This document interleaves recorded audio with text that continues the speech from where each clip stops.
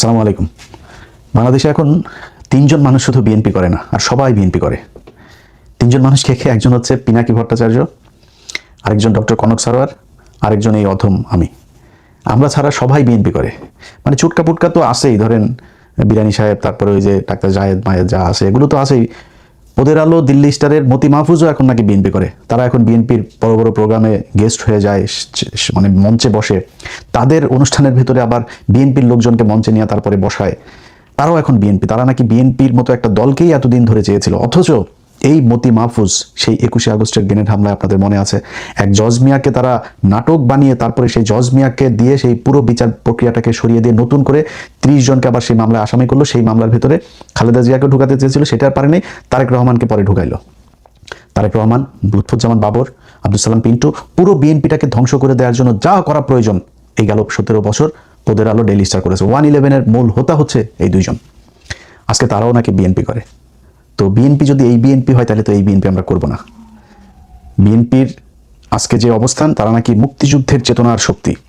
এটা তো আওয়ামী লীগের বয়ান। আবার জামাত ইসলাম হচ্ছে গিয়ে নাকি রাজাকার, জামাত ইসলাম নাকি 71-এ নাকি ধর্ষণ করেছে, তারপরে খুন করেছে, এইসব তারা দেশদ্রোহী, তারা পাকিস্তানের প্রোডাক্ট, এগুলো তারা বলে। যদি এগুলো বলে তাহলে এই বিএনপি আমরা করব না। আমরা যদি নাকি এই অবস্থানে বিএনপি থাকে এবং সারা জীবন, আমার জীবন যতদিন আছে ততদিন নির্বাচন করে, তাহলে ততদিন আমি বিএনপির বিরুদ্ধে দাঁড়াবো। বিএনপি আমার মারুক কাটুক, বিএনপি আমার যা মনে চায় করুক, কিচ্ছু বলা নেই। আমি এই বিএনপির বিরুদ্ধে নির্বাচনে যে দাঁড়াবে শক্তিশালী দল, আমি তার পক্ষে কাজ করব যতটুকু সম্ভব। এখন আমরা কাজ করলে আবার এটাতে কি হবে, কিছুই হবে না, এরকম আছে না একদল, যে আমরা থাকলেই কি না থাকলেই কি। আমরা থাকলে কি সেটা এবারে নির্বাচনে খুব ভালোভাবে বিএনপি টের পেয়েছেন। প্রকাশ্যে বলার দরকার নেই, গোপনে যখন আলাপ করেন তখন এটা স্বীকার করেন যে এবার আপনারা জিতেন নাই। ধরেন আপনারা নির্বাচনে যেটা দেখিয়েছেন সেটাই ধরলাম। এতদিন জামাত শিবিরের লোকজনকে বট টট বলেছে না, তো কত পার্সেন্ট ভোট পেয়েছে? 32%। 53টা আসনে 5000 ভোটের ব্যবধানে বা তার নিচে ব্যবধানে তো আপনারা পাশ করেছেন। তাইলে এই যে এতগুলো মানুষ ভোট দিল, সব বট, সব খালি এদের খালি বট, আর আপনারা হচ্ছে রিয়েল মানব। তো বটেরা খালি ফোনে ইয়েতে আইসা, ফেসবুকে সোশ্যাল মিডিয়াতে আইসা কমেন্ট করে, লাইক দেয়। এদের ফোন আছে, তোদের ফোন কেনার টাকা নাই। এত চাঁদাবাজি করে টাকা কি করিস? ফোন কিন, ফোন কিনা তারপরে তোরা নিজেরা বট বানা, নিজেরা এসে তারপরে সোশ্যাল মিডিয়া। তোরা তো রিয়েল মানব, তোর তো বট দরকার নাই। রিয়েল মানবরা এসে তারপরে কমেন্ট কর, তারপরে হা দিয়ে দেই কাদেরটা, কাদের কোন জায়গায় কারা জিতে যায় আমরা দেখতে চাই। তো আসলে বাস্তবে কি সেটা কিন্তু ওরা টের পেয়েছে, যে আমরা যেই দিকে যাব সেই দিকে গেলে মানুষের জনমত। আজকে যেই জুলাই যোদ্ধা বলেন আর যত যোদ্ধাই বলেন, এই যে যোদ্ধাদেরকে সামনে রেখে 5-6 জন আজকে জাতীয় নেতা হয়ে গিয়েছে, এমনি এমনি হয় নাই। এখানেও এই পিনাকি ইলিয়াসদের অনেক অবদান আছে, এগুলো এত দ্রুত মুখ পুষা ফেললে হবে না। যাই হোক, যদি এই অবস্থানে থাকে তাহলে বললাম যেটা সারা জীবন বিএনপির বিরুদ্ধেই থাকবো। কিন্তু বিএনপি যদি খালেদা জিয়ার বিএনপি হয়, বিএনপি যদি জিয়াউর রহমানের বিএনপি হয়, তাহলে আমি তারেক রহমানের চাইতে বেশি বিএনপি। বিএনপি খালেদা জিয়া, জিয়াউর রহমানরা কি চেয়েছে? খালেদা জিয়া নিজের মুখে বলে গিয়েছেন যে 72-এর সংবিধান উনি ক্ষমতায় আসলে ছুঁড়ে ফেলবেন। 5th অ্যামেন্ডমেন্ট জিয়াউর রহমান করে গিয়েছেন 4th অ্যামেন্ডমেন্টের পরে। সেই শেখ মুজিবের বাকশাল থেকে শুরু করে পত্রপত্রিকার 4টা পত্রিকা ছাড়া সব পত্রিকা বাতিল করে দিয়ে একদলীয় যে শাসন ব্যবস্থা শেখ মুজিব করে গিয়েছিল, সেইটার বিপরীতে জিয়াউর রহমান 5th অ্যামেন্ডমেন্ট করে গিয়েছেন। বহুদলীয় গণতন্ত্রের প্রবক্তা। আমি সেই জিয়াউর রহমানের বিএনপি করি। এখন যদি আপনি মনে করেন যে বিএনপির এই যে নতুন করে শোনেন না যে রাজাকার, 71-এ জামাত ইসলাম নাকি ছিল রাজাকার, জামাত ইসলাম নাকি মানুষ খুন করেছে, 31 লক্ষ মানুষ মেরেছে, 2 লক্ষ মা বোনের ইজ্জত পাল করেছে, এগুলো শোনেন না? এগুলো বলা হয়। এগুলো কোনোদিন জিয়াউর রহমান বলেছে? এগুলি কোনোদিন খালেদা জিয়া বলেছে? খালেদা জিয়া নিজের মুখে এই ভিডিও এখনো ইউটিউবে আছে যে 71-এর ঘটনায় জামাতের যে নেতাদেরকে ফাঁসি দেওয়া হয়েছে, এটা ষড়যন্ত্রমূলকভাবে ফাঁসি দেওয়া হয়েছে, এই অপরাধের সাথে তারা জড়িত না। ভাই, 76-এর নির্বাচনে জামাতের ক্যান্ডিডেট ছিল 2জন বা 3জন। সারা বাংলাদেশে তাদের সংগঠনই ছিল না। সেখানে তারা নাকি সারা দেশে শুধু জামাত একলা এই করলো। কেউই চায় নাই। যদি আমার বলেন 5% লোকও সেই যুদ্ধে অংশগ্রহণ করে, এমন তো ভুয়া মুক্তিযোদ্ধার অভাব নাই। মুক্তিযোদ্ধা কারা ওইটা নিয়ে বিতর্কে নাই গেলেন। 30 লক্ষ মা আর 2 লক্ষ মা বোনের এই হিসাব আপনার গ্রামে গ্রামে আপনার পরিচিত লোকজনের দিয়া করেন। এই কথা বহুবার বলেছি, হিসাব করেন, হিসাব করলে সব হিসাব পাওয়া যায়। এক এক গ্রামের মধ্যে 45 জন করে মানুষ মারা যাওয়ার কথা, যদি 30 লক্ষ মানুষ মারা যায় বলেন কয়জন? এক এক গ্রামে 3 জন করে মহিলা ধর্ষণ হওয়ার কথা। আপনি আপনার আশপাশের লোকজন, আশপাশের গ্রাম 14 গোষ্ঠীর মধ্যে খোঁজ নিয়ে যদি জানতে পারেন পাকিস্তানি মিলিটারি কোনো নারীকে ধর্ষণ করেছে, প্রকাশ্যে আসা কান ধরে উঠবোস করব। আজও পর্যন্ত পায় নাই। আমরা অনুসন্ধান করেছি, জরিপ করেছি, কোনো জায়গায় এটা খুঁজে পাওয়া যায়নি। মুক্তিযোদ্ধা মন্ত্রণালয় নিজে বলে 669 জন হলো গিয়া 523 জন ঢাকা বিভাগে 69 জন, 523 জন নাকি ধর্ষিত হয়েছে। মুক্তিযুদ্ধ মন্ত্রণালয়ের ডাটা, সেই ডাটার কোনোটাই খুঁজে পাবেন। আমরা পুরো ঢাকা বিভাগ নিয়ে কাজ করেছি, একজনও পাওয়া যায়নি। ভুয়া টিরাঙ্গনা সাজায় এগুলো করেছে কারা? ইন্ডিয়া করেছে। এখন বিএনপির জিয়াউর রহমানের আশপাশে কারা ছিল? জিয়াউর রহমান শাহ আজিজ থেকে শুরু করে আপনার যারা জিয়াউর রহমানের সাথে ছিল, এই যে আজকে যে মির্জা ফখরুল আলম, ওর বাপও রাজাকার ছিল, রাজাকার। তো জিয়াউর রহমান কেন তাহলে ওনাদেরকে নিয়ে থাকতেন? খালেদা জিয়া এই জামাত আমৃত্যু তিনি জামাতের পক্ষে কথা বলে গিয়েছেন, কেন? ওনারা জানেন। এখন আজকে যদি তারেক রহমান নতুন করে বলে সেই 71-এর চেতনায় বিএনপি চলবে, এই বিএনপি তো ভাই আমরা করবো না, এই বিএনপির পক্ষেও কাজ করবো না। এখন সমস্যার শুরুটা এবার কোত্থেকে হইলো আপনাদেরকে একটু বলি। নির্বাচনের প্রায় 3 মাস হয়ে গেল। আমার মনে হয় এই বিষয়গুলো আপনাদের সামনে আস্তে আস্তে পরিষ্কার করা উচিত। আমরা বিএনপির জন্য কি করেছি? তারেক রহমান তো আজকে প্রধানমন্ত্রী, এই গেল 15 বছর তো তারেক রহমান প্রধানমন্ত্রী ছিল না, তাই না? আমি পিনাকি দাদা, কনক সারোয়ার, ওনাদের হিসাব আমি বাদ দিলাম, ওনাদের কথা ওনারা বলবে সেটা আমরা বাদ দিলাম। যদিও ওনাদের দুইজনের প্রতিটা কথার সাথে আমি একমত, পিনাকি দাদা বলেন, কনক সারোয়ার বলেন, প্রতিটা বক্তব্যের সাথে আমি একমত। আমার অনেক বক্তব্যের সাথে ওনারা একমত না হইতে পারবেন, ওনাদের প্রতিটা বক্তব্যের সাথে আমি একমত, কারণ আমার ভিডিওটা দেখলে তারপরে বুঝবেন। এখন ধরেন নির্বাচনের আগে আমি আমার কথাটা বলি। এই গেল 1.5 বছরে আমি অন্তত 5টা ভিডিও করেছি। এটা করে অনেকের গালিও শুনেছি যে তারেক রহমান তিনি আসলেই চান, তার একটা প্ল্যান আছে এবং তিনি আসলেই চান তিনি দেশটাকে একটা ভালো জায়গায় নিয়ে যাবেন এবং আমি চাই বিএনপি ক্ষমতায় আসুক। এই কথা আমি গেল 1.5 বছরের মধ্যে অন্তত 5 ভিডিওতে বলি, আমার চ্যানেলে এখনো সেই ভিডিও আছে। তারপরে মিটফোর্ডের সামনে একটা লোককে আপনাদের মনে আছে পাথর দিয়ে আপনার মাথায় আঘাত করে তারপর একজনকে মারা হলো, বলা হলো যে চাঁদাবাজি নিয়ে তারপর করা হয়েছে। ওইটা নিয়ে আমি ওই ঘটনাটা নিয়ে আলাদা একটা ভিডিও করেছিলাম। সেই ছেলেটা হচ্ছে আওয়ামী লীগের এবং ছাত্রলীগের সাথে তার ছিল, সে এই বিএনপির সাথে এসে বিএনপির একটা গ্রুপের সাথে মিলে সে কাজটা করেছে। সেখানেই দিয়েছি বিএনপি আপনার বিভিন্ন হাটে বাজারে বিভিন্ন জায়গায় গিয়ে তারপরে তারা চাঁদাবাজি করছে, তারা সব দখলবাজি করছে। তো আমি ওইটা নিয়ে একটা আলাদা ভিডিও করেছি যে আজকে একটা হাট, সরকারি একটা হাট, সরকারি একটা পাওয়ার, সরকারি একটা বিল, সরকারি একটা প্রতিষ্ঠান, যেসব জায়গাগুলো লিজ দেওয়া হয়, ইজারা দেওয়া হয় 5 বছর 1 বছরের জন্য, এইসব প্রতিষ্ঠানগুলো যাদের হাতে ছিল সারা সব আওয়ামী লীগের লোকজন ছিল। এখন আওয়ামী লীগ সেগুলো সব থুয়ে পালিয়েছে। এখন ওই হাটটা চালাবে কারা? বিএনপির লোক চালাবে না। আমি নিজে ওইটা নিয়ে ভিডিও করেছি যে যেটা বলা হচ্ছে দখলবাজি, চাঁদাবাজি, এটা চাঁদাবাজি না, এটা দখলবাজি না, কারণ ওইখানে কাউকে না কাউকে সেই দায়িত্ব নিতে হবে। বিএনপি সেই দায়িত্ব নিয়েছে। হ্যাঁ, বিএনপির ভিতরে দলীয় কোন্দল আছে, মারামারি হয়েছে, গ্যাঞ্জাম হয়েছে, সেগুলো হচ্ছে, কিন্তু কারো না কারো তো চালাইতে হবে। ইভেন গেল কয়েকদিন আগে বিভিন্ন সিটি কর্পোরেশনে বিভিন্ন জায়গায় আপনার বিএনপি নিজেদের লোক প্রশাসক হিসাবে বসিয়েছে, ডিসি বিভিন্ন জায়গায়, চেয়ারম্যান বিভিন্ন জায়গায় বসাচ্ছে, এমনকি ভিসিগুলো বসাচ্ছে। এটা নিয়েও অনেক সমালোচনা হয়েছে। কিন্তু মানে তর্কের খাতিরে তর্ক যদি করতে বলেন অনেক কিছু বলতে পারবো, বাট যদি মানে অনেস্টলি যদি বলতে বলেন, বিএনপি এতদিন ক্ষমতায় ছিল না। এই লোকগুলো কারা? এই লোকগুলি তো আওয়ামী লীগের লোক, এরা তো জামাতের লোকও না, এরা নিরপেক্ষও না, এরা আওয়ামী লীগের লোক ছিল। অথবা ইউনুস যাদেরকে বসিয়ে দিয়ে গেছে তাদের, এবং ইউনুসের সময়ের বেশিরভাগ জায়গাতে আওয়ামী লীগকেই তারা পুনর্বাসিত করেছে, সব জায়গাতে। সেই লোকগুলোকে এখন বিএনপি বসায় রাখবে? বিএনপি সরকার ক্ষমতা, বিএনপির কোনো একটা কিছু হলে তো দায় বিএনপির উপরে যাবে, তো বিএনপি তাদের লোক বসাবে না? এমনকি বাংলাদেশ ব্যাংকে বিএনপি মনে করেছে সে ভালো করবে, সমস্যা কি? যদি নাকি এখন আরেকজনকে বসে, সে কি মানে পীর সাহেব ছিল নাকি? সে ফেরেশতা ছিল? ইউনুস একজনকে বসিয়েছিল, এই যে মনসুর সাহেব, কি করেছে? কোন ঘটনার বিচার করেছে তারা? এই যে রিজার্ভ চুরি থেকে শুরু করে 1.5 বছর একটা সরকার সময় পেয়েছে, কম সময় না, 1.5টা বছরে কি করেছে আমার বলেন? আজকে যে জুলাই সনদ নিয়ে এত কথা বলে, এই জুলাই সনদ আপনি 1.5 বছরে করেন নাই কেন? আমি অন্তত 5টা ভিডিও করেছি ডক্টর ইউনুসকে 20 বছর ক্ষমতায়, আজীবন ক্ষমতায় চাই, যতদিন চাই ততদিন ক্ষমতায় চাই, আমরা বিশ্বাস করেছিলাম। অনেকে আমার ওই ভিডিও আবার এখন মাঝে মধ্যে, ভাই আমি না, বাংলাদেশের প্রতিটা মানুষই চেয়েছে ইউনুস থাকুক, সবাই মনে করেছিলাম সে শেষ বয়সে অন্তত একটা ভালো কিছু করে যাবে, সারা জীবন মানুষ তাকে মনে রাখবে। আজকে মান সম্মান কোথায় আছে ডক্টর ইউনুস? আপনি এবং আপনার উপদেষ্টারা, আল্লাহ যদি বাঁচায় রাখে বাংলাদেশে, দেখবো আপনাদের অবস্থান কি। কোনো জায়গায় কোনো কিছু করে নাই ডক্টর ইউনুস। এই যে জুলাই সনদ যেটাকে আমরা এখন বলি না, আমি খুব বেশি মাতামাতি এটা নিয়ে করি না। কেন করি না জানেন? এটা জুলাই সনদ, আমি সংবিধান ছুঁড়ে ফেলতে চাই, কিন্তু জুলাই সনদ আমি চাই না। এটা ইউনুস সনদ। ইউনুসকে এই বিভিন্ন তার যারা পিতামাতা আছেন না, তার কিছু পিতামাতা আছেন, সেই পিতামাতারা যারা তাকে পরিচালনা করে, তারা বাংলাদেশে এই যে LGBTQ আছে না, গে, তারপরে সমকামী টমকামী, এগুলো বাংলাদেশে আজকে 55 বছরে যতটা আপনার হয়েছে, মানে এটাকে প্রমোট করা হয়েছে, ডক্টর ইউনুস তার দ্বিগুণ প্রমোট করে গিয়েছেন। এই গেল বছর রোকেয়া, বেগম রোকেয়া, এটা ছিল হলো এই যে নাম কি, তসলিমা নাসরিনদের পূর্বসূরি, ওরাই ওই ন্যাংটা এই ইয়েগুলি, এই যে জাউরামিগুলি যত আছে, যে নাস্তিকতাবাদ, ইসলাম বিদ্বেষী, এগুলি এই বেগম রোকেয়ারা শিখিয়ে গিয়েছে। এই ভাতার ছাড়া মহিলা আপনার মারা গিয়েছে যেদিন, তার মৃত্যুবার্ষিকী না জন্মবার্ষিকী, মৃত্যুবার্ষিকী, এনসিপির আমি একজনের কাছে শুনেছি, তাদের সবাইকে ডক্টর ইউনূস নিজে বলেছে এটা সবার ফেসবুকে পোস্ট করতে হবে, এমনকি তার দপ্তর থেকে নাকি পোস্ট লিখে দেওয়া হয়েছে, সেই পোস্ট নাহিদ, আসিফ, শারজিজ যত আছে সবাই তারা সেটা পোস্ট করেছে। কারণ কি, তাকে প্রমোট করতে হবে, সমকামিতা প্রমোট করতে হবে।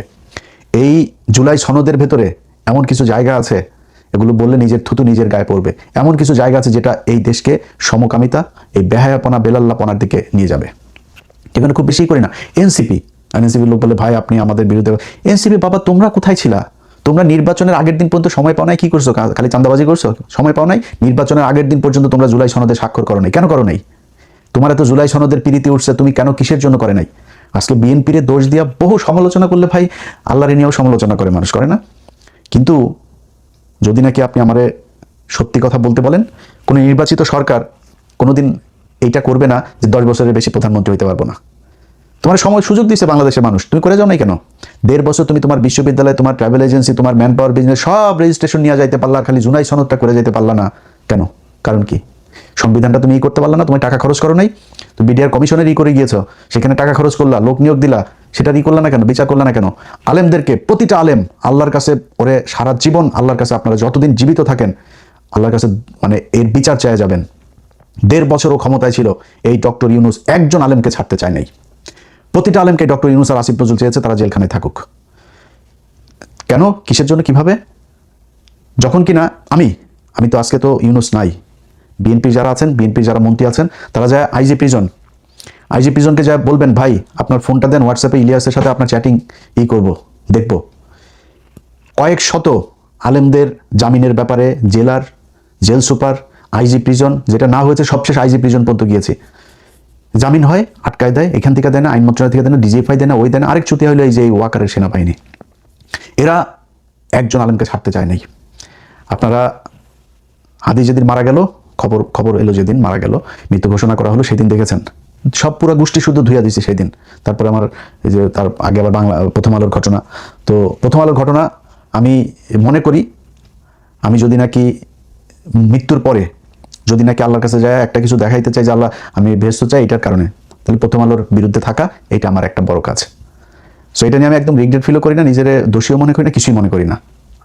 এখন এই যে প্রথম আলোর এই যে ঘটনা যত কিছু আছে এগুলো মিলে আসা আমার এই করলো, বাংলা এডিশন বন্ধ করলো। আমি এখনো সরকারের কারো কাছে যা করি নাই, আমি নিজে আপনাদেরকে এখনো ফেসবুকে বলিও নাই যে বাংলা এডিশনের যেই পোর্টালটা আছে, পোর্টালের নিবন্ধনটা তারা স্থগিত করে গিয়েছে, সেটা বিএনপি এসে এখনো খুলে দেয়নি, বলিও নাই যদিও, তো আশা করি খুলে দিবে। এখন এই যে এত কিছু হইলো না, শেষমেশ শেষে বললাম না কেন বললাম জানেন? এই ইউনূস সহ সবগুলোরে কেন ধুইলাম জানেন? ধর পিছনে একটা কারণ আছে ভাই, আপনি অনেক মানুষ আছে জ্ঞান দেয়, হ্যাঁ ভাই আপনি এটা এরকম কেন করলেন, এরকম কেন? আর বেটা তোর খারাপ লাগে না, আমার খারাপ লাগে। কি খারাপ লাগে জানিস আমি কি করেছি? 1.5 বছর আলেম, বিডিআর এদের জন্য বহুত কিছু নষ্ট করেছে, বহুত মানুষের সাথে সম্পর্ক নষ্ট করেছে। আজকে সেনাবাহিনীর সাথে যে আমার যে সমস্যা, এই পিলখানার ঘটনার বিচার যদি আমি না চাইতাম, সেনাবাহিনীর সাথে আমার কোনো সমস্যা হইতো না।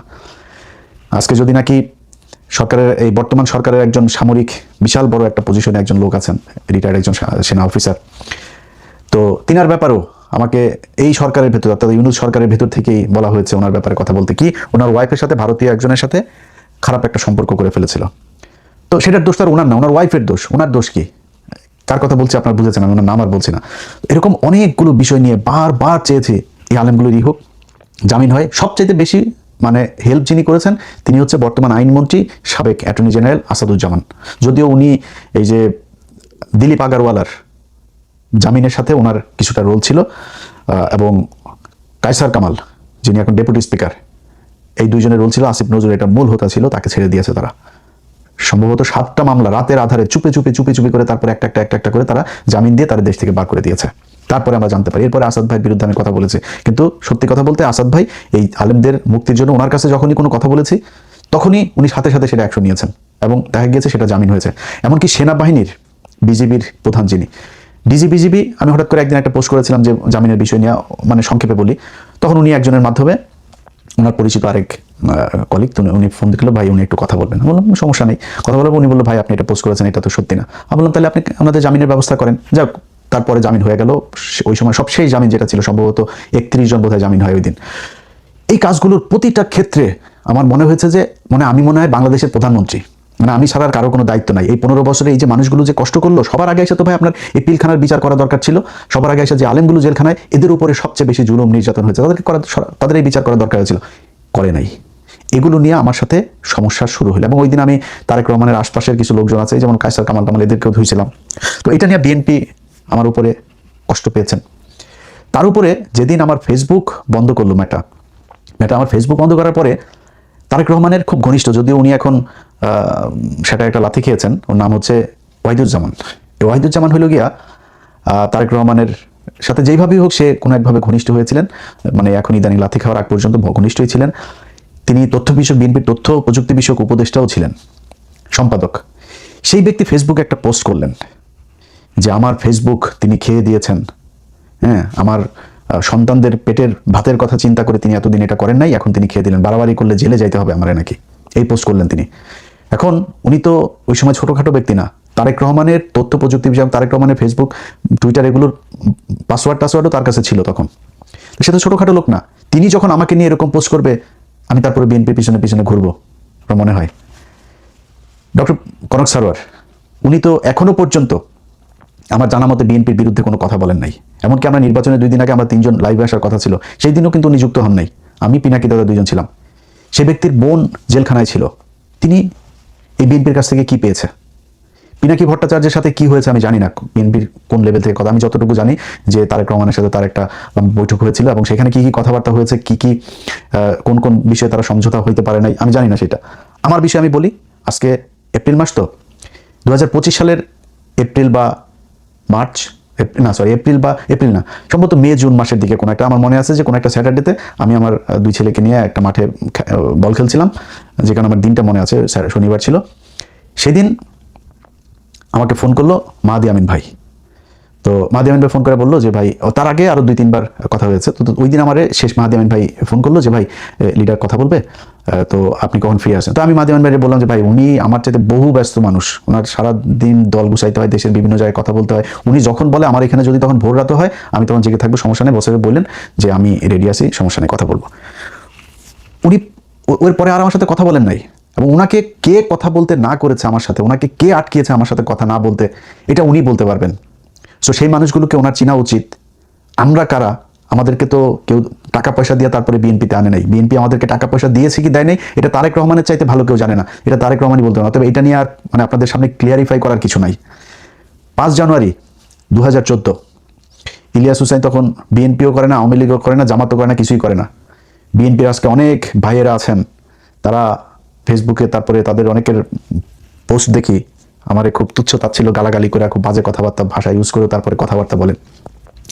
ভাই 5 জানুয়ারির সেই নির্বাচনে আমি অধম একমাত্র সাংবাদিক ছিলাম, শুধু সাংবাদিকতা করি নাই, সাংবাদিকতার বাইরে যায়ও সেদিন এই বিএনপির জন্য কাজ করেছে, এই আওয়ামী লীগের বিরুদ্ধে কাজ করেছে। অতএব আমাদেরকে আওয়ামী বিরোধিতা শিখায় লাভ নাই।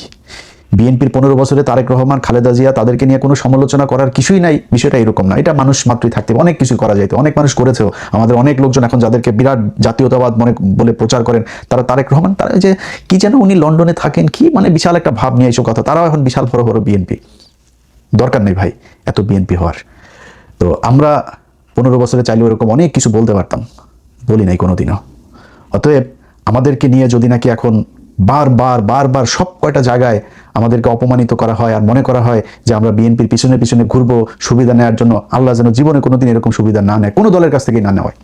আজকে যারা মনে করছেন যে জামাত ইসলাম বোধহয় এই আমার মনে হয় টাকা পয়সা দিয়া বোধহয় তারপরে জামাতের পক্ষে নিয়ে নেওয়া হয়েছে, মুসলমান যদি হয়ে থাকি, এক জবান যদি হয়ে থাকে, আল্লাহর সাক্ষী রাখা, এই বাংলাদেশের মানুষের সাক্ষী রাখা বলছি, যদি জামাত ইসলামের কাছ থেকে, খালি আমি না, আমারে তো সরাসরি দেওয়া তো পরের কথা, বাংলা এডিশন আজকে ধরেন 2 বছর হইতে গেল, জামাত ইসলামী বাংলাদেশ এই বাংলা এডিশনকে 4 আনা পয়সা কোনো বিজ্ঞাপনও দেয় নাই, 4 আনা পয়সার টাকাও দেয় নাই, বরং বাংলা এডিশনের উদ্বোধনের সময় বিএনপির অনেক নেতা আমাদের ফান্ডে টাকা দিয়েছেন, জামাত ইসলাম 1 টাকাও দেয় নাই। কেন গিয়েছি? মনে করেছি যেই বিএনপি নির্বাচনের আগে বলেছে যে বিএনপি আওয়ামী লীগ ভাই ভাই, নির্বাচনের পরে আওয়ামী লীগের সবার মামলা প্রত্যাহার করে নেওয়া হবে, এবং সেটা হচ্ছেও এখন।